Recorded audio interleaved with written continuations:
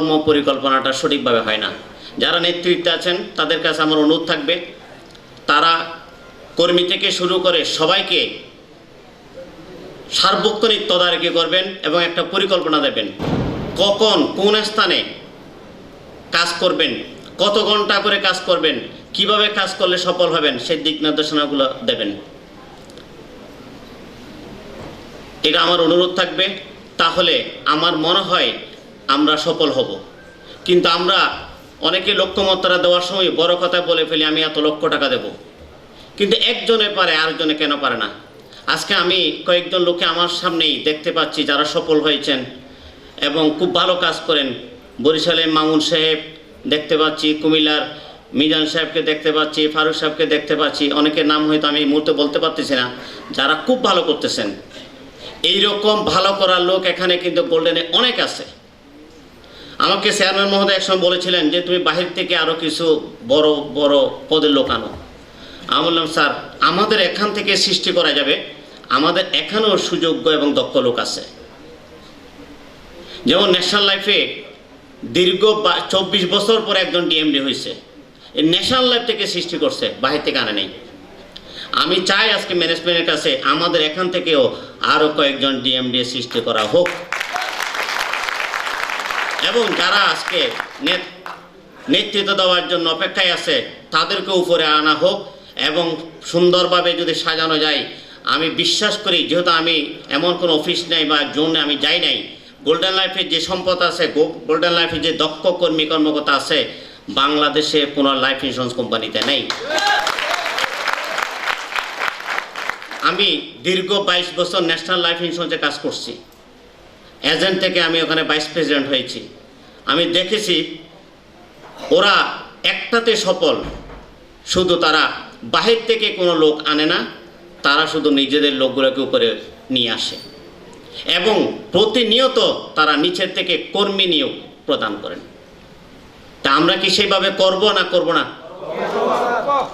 দেখেন, একটা কোম্পানির development is an important part of the company.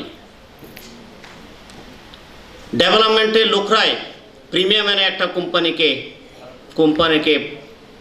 কোম্পানির ঘর ভরে দেয়, ঠিক কিনা বলেন তো?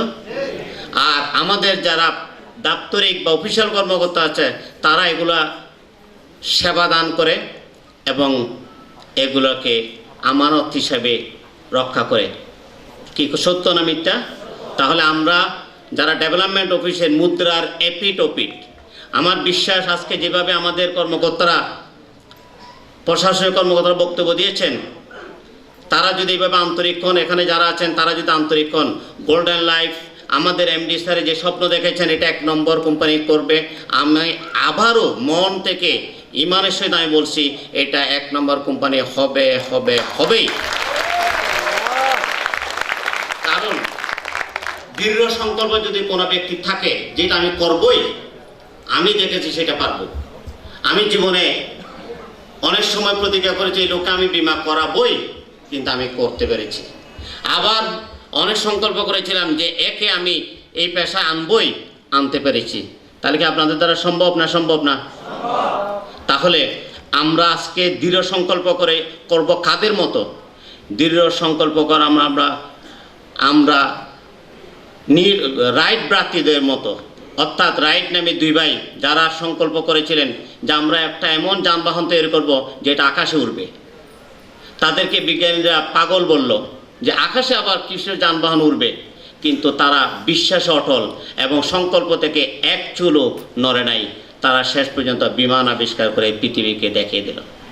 কি আমরা কি সেরকম সংকল্প করব না করব না? আমরা সংকল্প দেব বৈজ্ঞানিক মাদাম কুরির মতো, যিনি বলেছিলেন যে আমি পৃথিবীর শ্রেষ্ঠ মহিলা বিজ্ঞানী হতে চাই। উনি এমনভাবে পরিশ্রম করছে, এমনভাবে সাধনা করছে, উনি যেই ঘরে লেখাপড়া করতেন সেই ঘরে অনেক সময় আলো পর্যন্ত প্রবেশ করতো না, অনেক সময় লেখাপড়া করতে তো অজ্ঞান হয়ে যেত, কিন্তু উনি আর সংকল্প থেকে উনি বিচ্যুত হয় নাই, উনি পৃথিবীর শ্রেষ্ঠ মহিলা বিজ্ঞানী হয়েছিলেন। কি মনে আছে না নাই?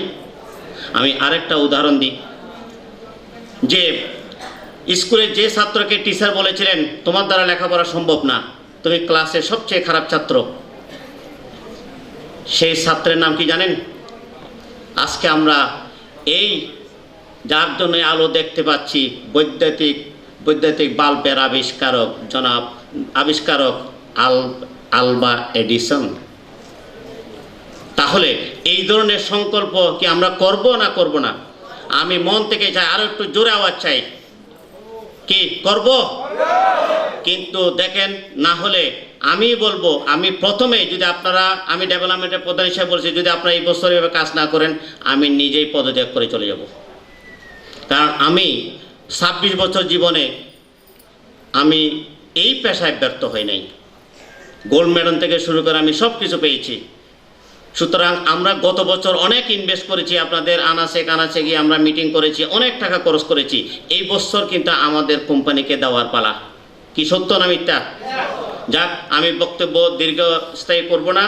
আমি সবার কাছে আহ্বান জানাবো, আমরা আন্তরিকভাবে কাজ করব এবং কাল্লাইল বলেছিলেন, এ কথা আমরা মনে করব, জীবনে কি পেলাম সেটা বড় কথা নয়, বরং বড় কথা হলো আমি কি দিলাম। এবং সর্বশেষে কবিগুরুর দুইটা লাইন বলে আমার বক্তব্য শেষ করছি। শূন্য আমি, রিক্ত আমি, দেবার কিছু নেই, আছে শুধু ভালোবাসা, এইটুকু দিয়ে গেলাম তাই। সবাইকে ধন্যবাদ, আল্লাহ হাফেজ।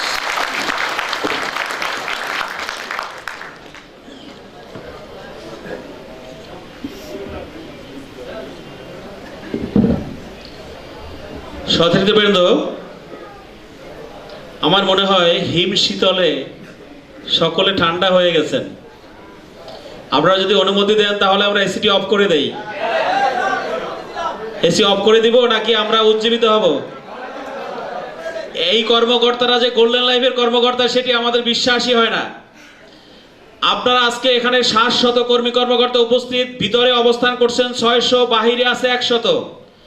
এই 700 কর্মকর্তা গোল্ডেন লাইফের, এটি আমার মনেই হয় না। গোল্ডেন লাইফের কর্মী কর্মকর্তা যেখানে যায় সেখানে বারুদের মতো আগুন জ্বলে, দাউ দাউ করে, চেতনা প্রবাহিত হয়, রক্ত টকবক করে। আজকে যেখানে ইতিহাসের মধ্যে বহমান আমরা ইতিমধ্যে অ্যানাউন্স করেছি, গত 45 বছরে যে কাহিনী ঘটেনি সেটি আমরা ঘটালাম। এখানে বসে 5,47,82,000 টাকার চেক প্রদান করলাম।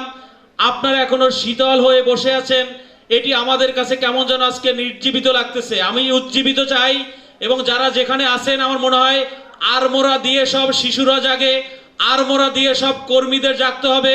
আমি অনুরোধ করব, যারা যেখানে আছেন সেখান থেকে দাঁড়িয়ে যার ইন্টারচেঞ্জ করার জন্য সিট চেঞ্জ হবে, সিট সকলকে দাঁড়াতে অনুরোধ করতেছি এবং হাততালি দেওয়ার জন্য বিনীতভাবে জোরে হাততালি, জোরে। ইন্টারচেঞ্জ হবে, ইন্টারচেঞ্জ আড়মোড়াটা ইন্টারচেঞ্জ হবে। যে সিটে বসে আছিলেন ওই সিটটি আপনার জন্য শীতল করে দিয়েছে। আমি ইন্টারচেঞ্জ, প্রত্যেককে ইন্টারচেঞ্জ করার জন্য অনুরোধ জানাচ্ছি, ইন্টারচেঞ্জ হবে।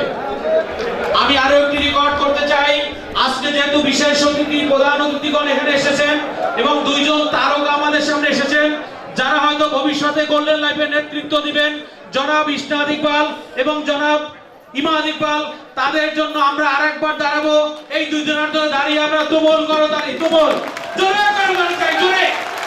আমি যেহেতু অডিয়েন্স দাঁড়িয়েছে তাদের জন্য আরো জোরে এবং টানা হাততালি চলবে, টানা টানা টানা। গোল্ডেন লাইফের কর্মী কর্মকর্তা আমরা সেটা প্রমাণ করে দিতে চাই। এই ভবিষ্যৎ গোল্ডেন লাইফের কর্ণধারদেরকে আমরা হুঙ্কার দিয়ে জানাতে চাই, আপনারাও রেডি হন, আমরাও রেডি হচ্ছি। বাংলাদেশের শ্রেষ্ঠ কোম্পানি গোল্ডেন লাইফ, আপনারা বলতে পারবেন আমরা এই কোম্পানির ডিরেক্টর। শ্রদ্ধার আসনে তিনি যেমন এখন বসেছেন, ইতিপূর্বেও তিনি শ্রদ্ধার আসনে ছিলেন, গণপ্রজাতন্ত্রী বাংলাদেশ সরকারের একজন সচিব। বিষয়টি আমরা আবারও বলছি, বাংলাদেশ মানি লন্ডারিং আইনের অন্যতম প্রধান প্রবক্তা এবং গোল্ডেন লাইফ ইন্স্যুরেন্স লিমিটেডের মাননীয় কনসালটেন্ট জনাব মোল্লা মনসুর আহমেদ মহোদয়কে বক্তব্য প্রদান করার জন্য বিনীতভাবে অনুরোধ জানাচ্ছি।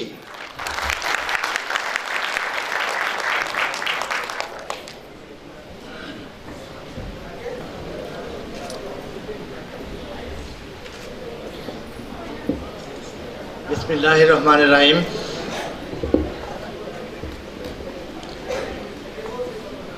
আজকের এই চেক বিতরণ অনুষ্ঠানের মাননীয় সভাপতি, মাননীয় প্রধান অতিথি, বিশেষ অতিথিগণ,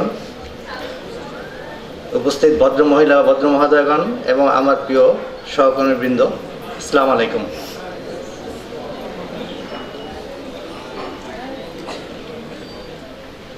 আজকের এই অনুষ্ঠানটি আমাদের চেক বিতরণ অনুষ্ঠানের চতুর্থ এবং সর্বশেষ অনুষ্ঠান। আপনারা জানেন ইতিপূর্বে আমরা চট্টগ্রাম, কুমিল্লা এবং বরিশালে একই রকম অনুষ্ঠান করে চেক বিতরণ করেছি এবং আজকের এই চেক বিতরণ অনুষ্ঠান মিলে মোট আপনারা ইতিপূর্বেও শুনেছেন 20,62 লাখ টাকার চেক বিতরণ করা হয়েছে, যেটা মোটামুটি গোল্ডেন লাইফের ম্যাচিউরিটি, ডেথ ক্লেম এবং অন্যান্য ক্লেমের অধিকাংশ চেক আজকে পর্যন্ত বিতরণ হলো। এর দ্বারা আপনাদের মাঠের যারা আমাদের পাওনাদার ছিল, যারা বিমা গ্রাহক, তাদের পাওনা মোটামুটি মিটিয়ে দেওয়া হলো। এটা আপনাদের দীর্ঘদিনের দাবি ছিল, যারা মাঠকর্মী এখানে আছেন উপস্থিত, যে মাঠ ক্লিয়ার হলে আপনাদের কাজের পথ প্রশস্ত হবে এবং আপনারা আরও অধিক হারে আমাদেরকে ব্যবসা এনে দিতে পারবেন, আপনাদের ব্যবসায় সাফল্য আসবে। তো আমি আশা করব আজকে যেহেতু এই আমাদের মাঠের দেনা পাওনা মোটামুটি দেনা শোধ হয়ে গেল, আপনারা নতুন কর্ম উদ্দীপনা নিয়ে নতুন প্রচেষ্টায় কোম্পানির জন্য অধিক ব্যবসা এবং কোম্পানিকে আরও উপরে উঠিয়ে নেওয়ার জন্য আপনাদের সর্বাত্মক প্রচেষ্টা অব্যাহত রাখবেন, এটাই আমাদের আশা। এর বাইরে আমি দু চারটা কথা বলবো। আমি এমনি কম কথার লোক এবং বক্তৃতাও খুব একটা ভালো দিতে পারি না। যাই হোক, ইতিপূর্বে আমাদের সিএফও সাহেব কিছু আর্থিক শৃঙ্খলার কথা বলে গেছেন। এখানে উচ্চারণ হয়েছে যে আমি মানি লন্ডারিং প্রতিরোধ আইনের প্রণেতা ছিলাম। প্রথম আইন প্রণীত হয়েছে আমার হাতে। তা আপনারা যারা এখানে আমাদের কর্মী আছেন, আপনাদেরকেও মানি লন্ডারিং প্রতিরোধ আইনের উপরে বিভিন্ন পর্যায়ে প্রশিক্ষণ দেওয়া হবে। কিনা বাংলাদেশ ব্যাংকে যে ফাইন্যান্সিয়াল ইন্টেলিজেন্স ইউনিট গঠন হয়েছে, তারা প্রত্যেকটা বিমা কোম্পানির উপরেও এখন নজরদারি করছে যাতে আর্থিক শৃঙ্খলা বজায় থাকে। তো সেগুলি আপনারা পর্যায়ক্রমে জানবেন। এর অতিরিক্ত আমি যেটা বলবো যে আর্থিক শৃঙ্খলা বলতে শুধু যে আপনি টাকা প্রিমিয়াম নেবেন, তা সঠিকভাবে দিবেন সেটা না, তার বাইরেও আপনারা জানেন যে বিমা কোম্পানিগুলির অনেক ব্যয় এবং আমাদের এই গোল্ডেন লাইফ ইন্স্যুরেন্সের বিগত দিনের ব্যয় আমরা যে পরিমাণ ব্যয় করতে পারি তার চেয়ে অনেক বেশি। এবং এ নিয়ে ইড্রা সভা হয়েছে এবং সেখান থেকে অনুশাসন এসেছে যে আমাদের বিগত দিনের বেশি ব্যয়টা অ্যাডজাস্ট করে নিতে হবে এবং যে ব্যয় আমরা ব্যয় করতে পারি সেই ব্যয়ের মধ্যে সীমিত রাখতে হবে। তো আর্থিক শৃঙ্খলার ওইটাও একটা প্রধান দিক। আপনারা যারা আমাদের মাঠকর্মী আছেন, বিভিন্ন অফিসের প্রধান, ব্রাঞ্চ ম্যানেজার, অফিসের প্রধান, তারা সবসময় চেষ্টা করবেন যে আপনাদের অফিসের ব্যয়টা যেন আয়ের সঙ্গে সামঞ্জস্য থাকে, ইড্রার নিয়ম অনুযায়ী যেন সেটা হয়। শুধু আপনাদের ব্যয় না, আপনারা জানেন আপনাদের আয়ের উপরে আমাদের প্রধান কার্যালয়ের ব্যয়েরও ব্যয় মানে সংশ্লিষ্ট।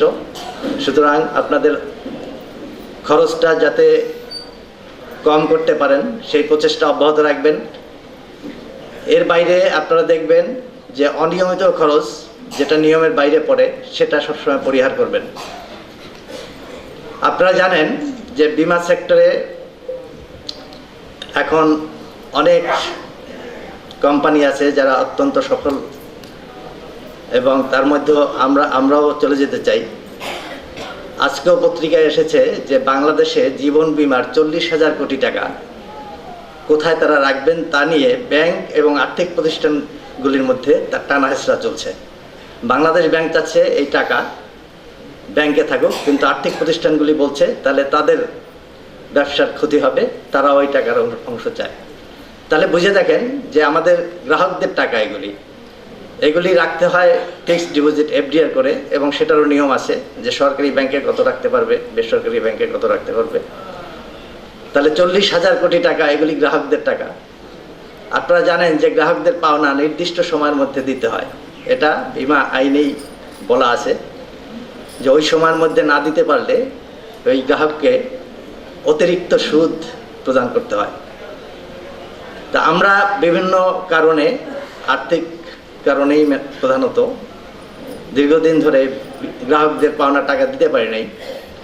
কিন্তু এই আজকের এই অনুষ্ঠানের পরিসমাপ্তিতে আমরা মোটামুটি সব গ্রাহকদের পাওনা পরিশোধ করলাম এবং আমি আশা করি আপনাদের ভবিষ্যৎ ব্যবসার উপরে নির্ভর করবে যে বীমা আইনের ওই আইনের নীতি মেনে আমরা ভবিষ্যতে নির্দিষ্ট সময়ের মধ্যে আমাদের গ্রাহকদের টাকা ফেরত দিতে পারবো কিনা সেটা নির্ভর করবে আপনাদের ব্যবসার উপরে। আপনারা যদি সঠিক ব্যবসা করেন, আমাদের সঠিক আর্থিক প্রণোদনা দেন, তাহলেই আমরা শুধু ওইটা করতে পারবো। এর বাইরে আপনারা জানেন যে সম্প্রতি 2014 সালে সরকার বীমা নীতি প্রণয়ন করেছে। সেই বীমা নীতিতে বিভিন্ন স্বল্পমেয়াদী, মধ্যমেয়াদী এবং দীর্ঘমেয়াদী কর্মসূচি আছে। তারই একটি কর্মসূচি হিসাবে সম্প্রতি বীমা